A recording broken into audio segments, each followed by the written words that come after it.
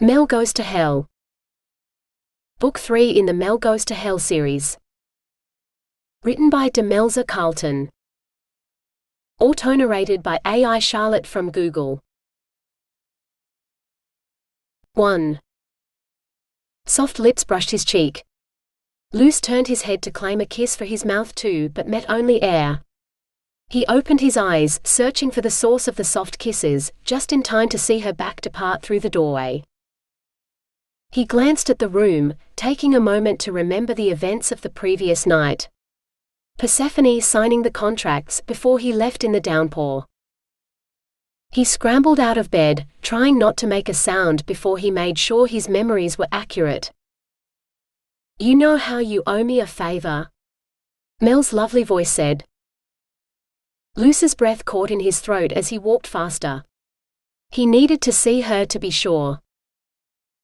She was talking on the telephone, resting her forearm on the bench so she could lean across it. One ankle was crossed behind the other, her toes tapping lightly on the carpet.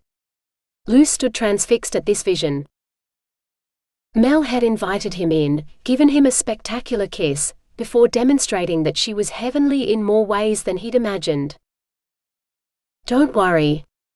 Percy is aware of her mistake and she won't make it again. If he finds you, don't let him in, call us and we'll take care of him. It's hardly a favor, just us protecting a valuable member of our staff." A muffled male voice sounded through the phone line. Mel's caller was talking about him, Luce realized. Not to let him in because he was the mistake. But Mel had, and she'd taken better care of him than anyone else would or could. She was the best kind of angel. "No, it's not that," Mel replied. "Look, can I meet with you in person sometime this morning? I'd prefer to discuss this face to face. I have a meeting at 9, but I'm free from 10. How about then?" the voice said. She turned to look at the clock above Luce's head. He didn't have time to hide himself or conceal how he'd been staring at her, so he brazened it out, meeting her eyes when her glance lowered to his face, before her gaze dropped lower still. "10 sounds fine. See you then," she said, turning away from Luce. Sprung Luce didn't waste time. He strode across the carpet to Mel, reaching out to touch her. "You should have told him it's too late, I've already found you," he whispered, feeling her tense up. She dropped the phone on the counter, letting Luce see that she'd ended the call. "I'd like to keep you to myself for a little longer first. I'm not sure what I've done to you and it wouldn't be fair to desert you so soon," Mel admitted. Luce's heart sank. "So I'm under observation, like some sort of medical case, Mel? Not because you feel something for me, except maybe morbid curiosity?" he asked bitterly. He glanced up at the clock. "And you'll discharge me at 10, when you have a meeting with a secretive somebody who thinks I'm a mistake." Steel strong hands grasped his as her eyes bored into his soul.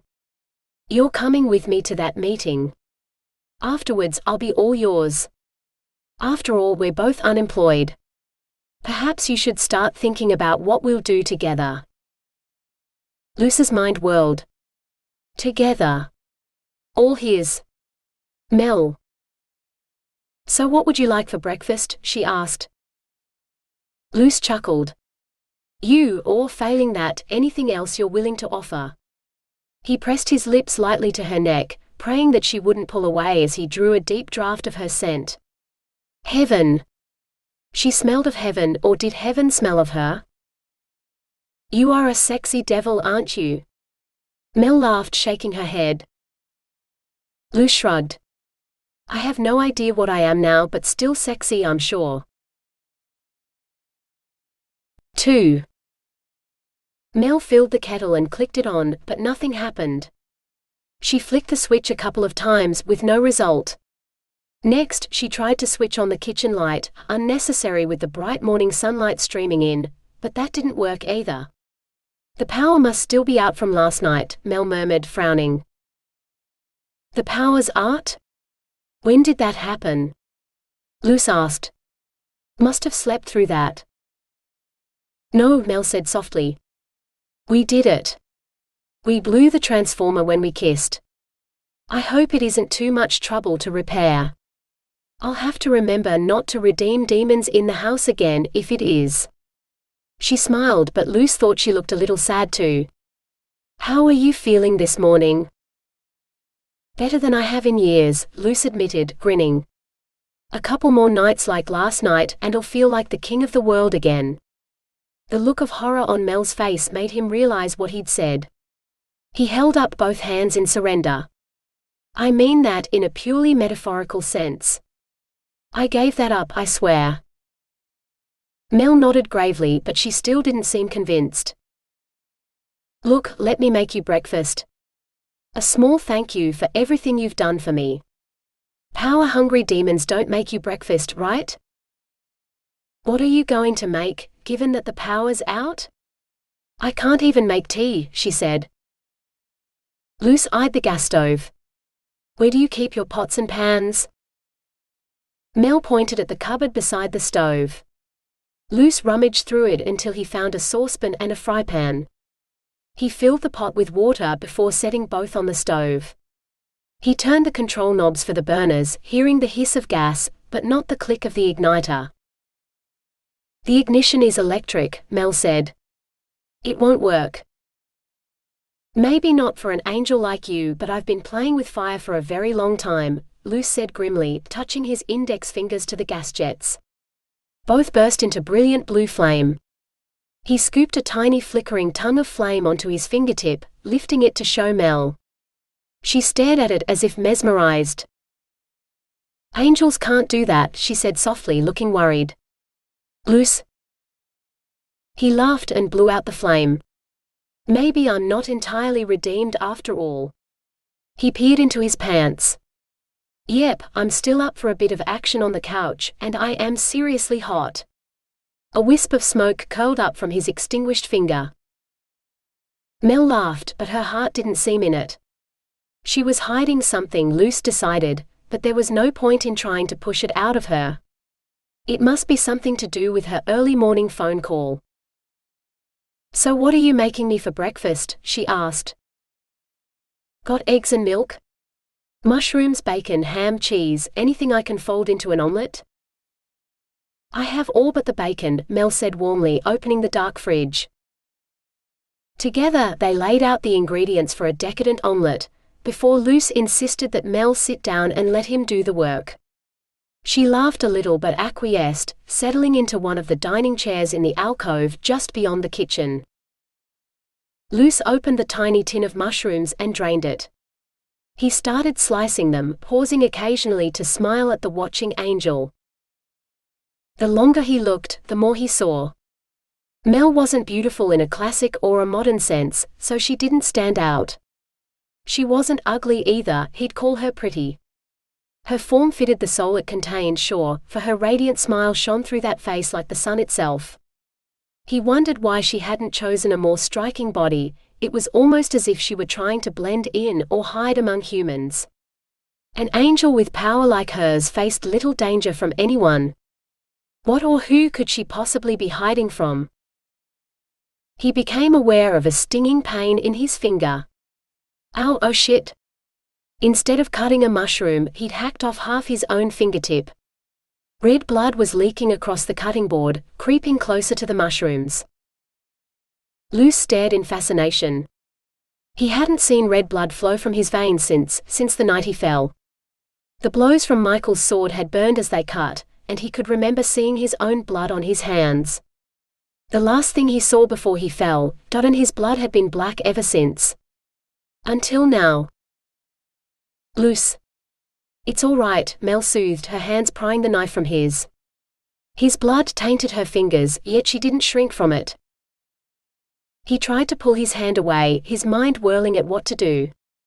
Hospital. He should get to a hospital, where they'd be able to stitch his finger back together. Before he lost too much blood. Mel's fingers felt like steel, stronger than any set of handcuffs he owned, yet her hands were smaller and slimmer than his. He couldn't break her grip, even as she brought her other hand toward his severed finger. Sickened, he saw the bone between the blood and tissue, before her hand hid his from sight. Some of the salt had seeped into the wound and the stinging became unbearable. "Stop," he gasped. "Please. Take me to hospital. Need some painkillers and they can fix this." "Kiss me," Mel murmured. "It will help." Luce snorted. "How?" Half the word was swallowed by her lips connecting with his. His whole hand was on fire and her kiss was just a pleasant distraction, but not enough.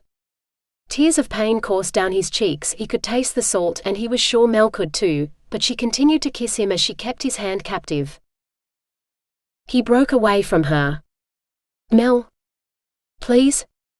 He was embarrassed to hear it come out sounding like a sob. It felt like his hand was going numb from the blood loss, or was it Mel's strong grip? "Here, let me wash the blood away so I can get a better look," she said, pulling him toward the sink.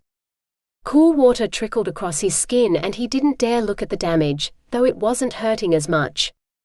Perhaps the cool water had numbed it further. She forced his injured hand up between them, level with her lips. She started to kiss his fingers. First his thumb, then his index finger.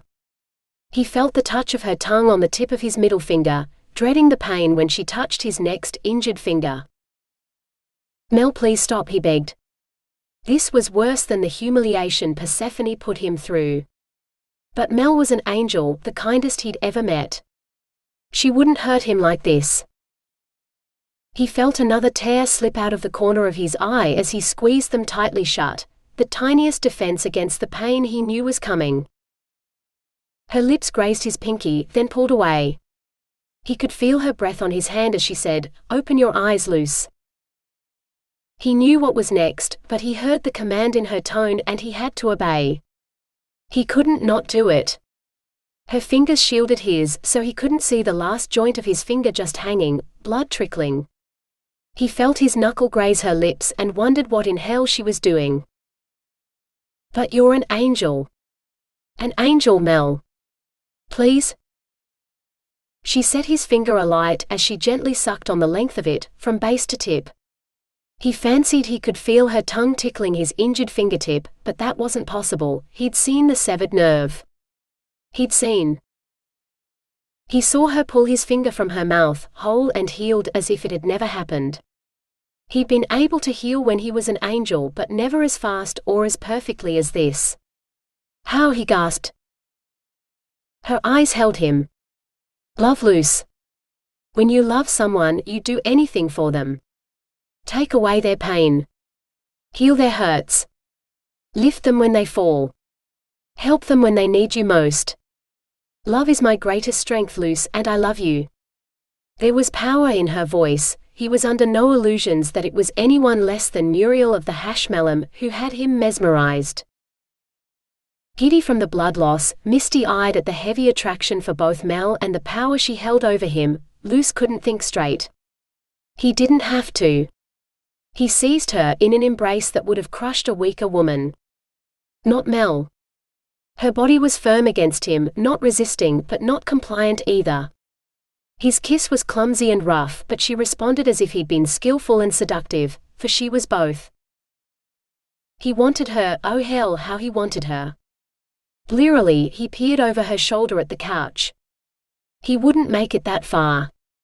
Maybe if he lifted her onto the bench, his back slammed into the fridge, and he forgot about the bench. Mel's body pinned his to the metal, and it didn't matter where as long as it was now. "Oh God, Mel."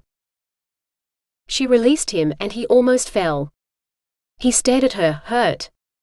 What had he done wrong? "The water's boiling and we should probably turn both burners off if we're not going to use them," Mel said, wiping her mouth with her hand. She looked as flushed as he felt, but her grin showed no guilt. Luce glanced at the stove. The water was boiling over, hissing into steam as it threatened to extinguish the burner flame beneath it. How had he missed the sound? "I'll make us some tea and you make breakfast. We need to get into the city for that meeting at 10, Mel said, regret in her tone. "And maybe later we can finish what we started?" Luce asked eagerly. "Yes. Later, Luce. The look she gave him held unmistakable love. No one had ever looked at him like that before. His heart swelled in his chest. Miracles did happen. He was an angel again, and Mel loved him. 3. Dressed in his still slightly damp suit, Luce slid into his car. He'd parked it halfway up Mel Street, in the only available spot, but the walk seemed a lot shorter now in dry daylight with Mel by his side. He couldn't keep the smile off his face as she climbed into the passenger seat beside him. Her eyes were serious. "If you drive like a maniac, I will get out and walk. You only get one warning." He winked. "Yes, ma'am. I'll be the smoothest chauffeur you ever had, I swear. I'll have you naked in the back seat before you can." "Luce, that really is enough." He waited for her to click her seatbelt into place over her pale gray suit skirt, before he pulled his black Jaguar smoothly out of the tight space, letting his blissful mood infuse his driving. He was in no hurry. Mel watched the traffic as he drove, occasionally glancing at him but shifting her gaze before he could meet her eyes. He wondered what he'd missed of her telephone conversation before he'd interrupted, and what sort of favor she'd be asking for, and from whom. He turned into the Hell Corporation garage entrance, swiping his pass card to open the gate, as he nodded to the guard. He drove automatically to his personal car bay on the second level down, only to stop in shock as he saw it occupied by a bright yellow smart car. "Percy's car," Mel said. Luce yanked the steering wheel around and parked his car in the general Hell Corporation space beside the tiny irritant in his parking spot. He sat glowering at it and all it symbolized, before realizing that Mel stood outside his door waiting. He hurried to get out so she wouldn't leave without him, but she didn't seem to be in a hurry. He locked the car and turned on the alarm at a touch. Mel extended her hand toward him. He held out the keys, unsure. "What do you want?"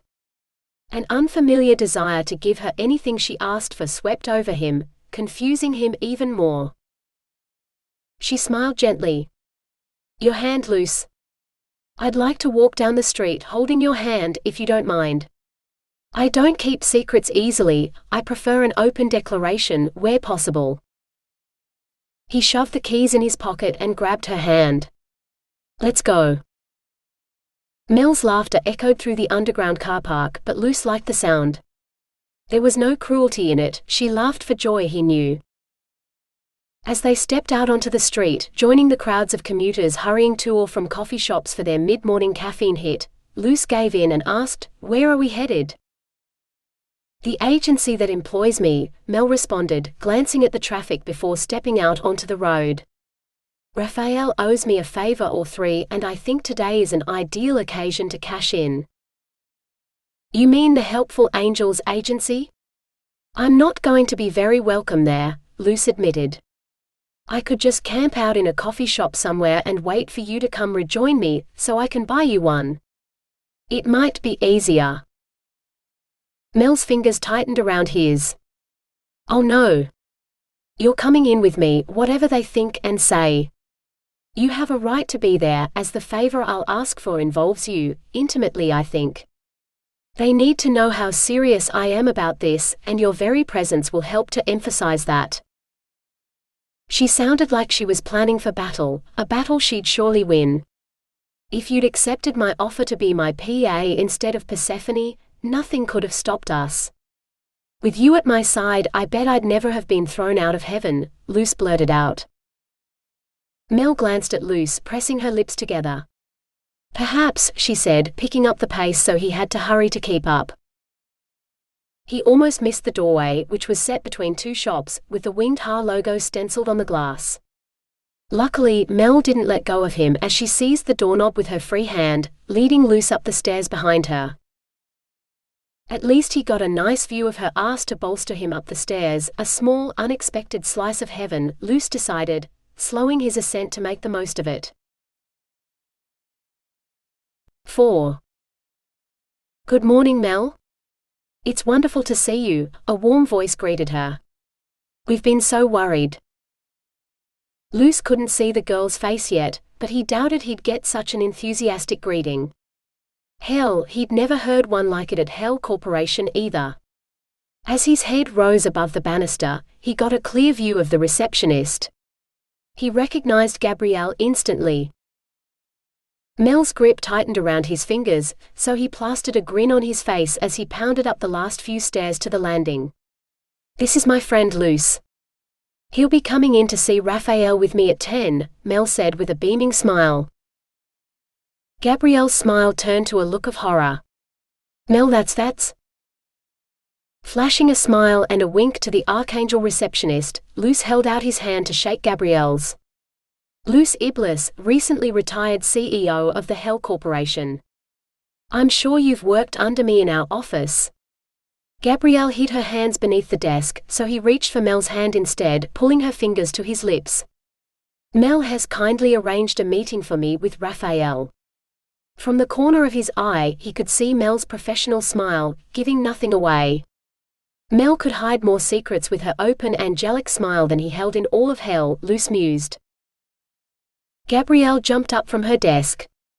"I'll go see if he's through with his 9 o'clock, she said breathlessly, hurrying in her heels to one of the enclosed offices along the back wall. "Shall we sit?" he asked Mel, waving at the sofa against the wall. Mel nodded and followed him to the seat. She carefully placed herself on the cushions so her skirt sat perfectly, then waited for Luce to take the other half of the couch. He wasn't as worried about appearances as she seemed to be. He stretched out his arms as he relaxed into the white leather, one along the armrest and the other around Mel. She straightened her back the tiniest bit, but didn't move to push him away. Both were silent as they heard panicked voices from the office with the partially closed door. It appeared that Gabrielle had forgotten to close it. A male voice said, "She's here." By some miracle, she made it through the night without him finding her. "He's probably hunting her now. I'll keep her safe, I swear. If I have the whole agency guarding her, I'll find somewhere to hide her that he'll never think to look. Find me some crisis on the other side of the world we can use to coerce her to leave. North Korea, Canada, UK, Siberia, Ukraine, there has to be something. Find out and call back within the hour while she's still here." The phone rattled into its cradle as if the man's hands were shaking. Gabrielle's voice murmured quietly, too low for him to discern the words. Luce figured they were probably about him anyway. "Wherever you go, I want to come with you," Luce whispered, and Mel nodded. He wondered what she was agreeing to, his company, or just his desire? His thoughts were interrupted by movement across the office. Raphael emerged behind Gabrielle, his face whiter than his shirt. His eyes flicked briefly to Luce, but his attention was on Mel. "Please God no," he whispered, just loud enough to carry to Luce's ears. Luce wondered what he was so worried about. Did the angel think he'd managed to corrupt Mel? The world would end before he'd succeed at that, which sounded good to him. "Mel, I'm so sorry about the imposition on you, particularly when you're on leave. I'd like to discuss it with you privately if possible," Raphael said, not acknowledging Luce at all. Before Mel could respond, Luce chimed in, "Fine by me. If you have company secrets to discuss, I'll just sit out here and keep Gabrielle company. Keep her from getting lonely and all." He grinned at the receptionist, who blanched as she sank onto her desk chair. "Gabby won't be alone for long, Luce. I'm sure she's just holding the fort until everyone else returns with coffee. It might be best for everyone if you're not sitting at the top of the stairs when a whole pack of coffee-carrying Grigori come up." She lifted her eyes to Raphael. "It's fine. What I'm here to discuss can be said in front of Luce." Raphael evidently didn't agree, but he also didn't seem to want to argue with Mel, so he gestured toward his office, leading the way. He offered them both a seat, before hurrying around the desk to put its laminated width between them.